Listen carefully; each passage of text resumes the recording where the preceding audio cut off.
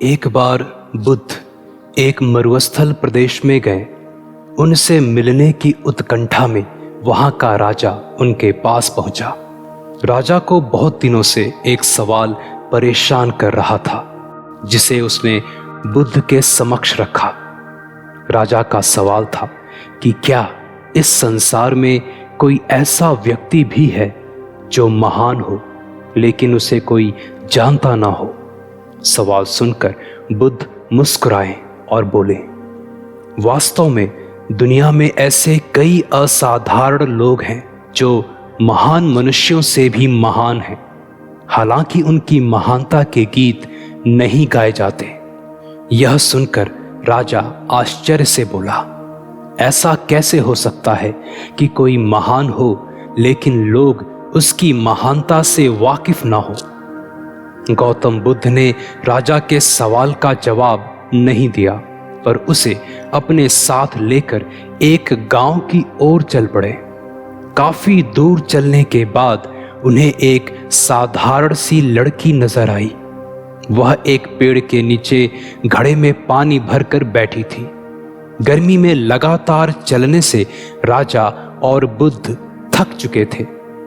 उन्होंने लड़की से पानी मांगकर पिया। गर्मी से राहत मिली तो दोनों की जान में जान आई।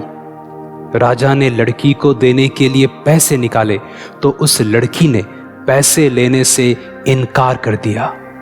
वह बोली, हे राजन, मैं कोई व्यवसाय नहीं करती।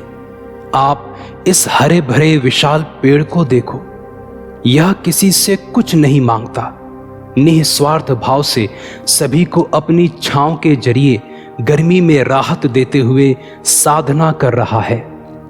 इसलिए मैं दूर से घड़े में पानी भरकर यहाँ बैठती हूँ ताकि इस पेड़ को पानी दे सकूं और आने जाने वालों को गर्मी, प्यास, थकान से राहत पहुंचा सकूं।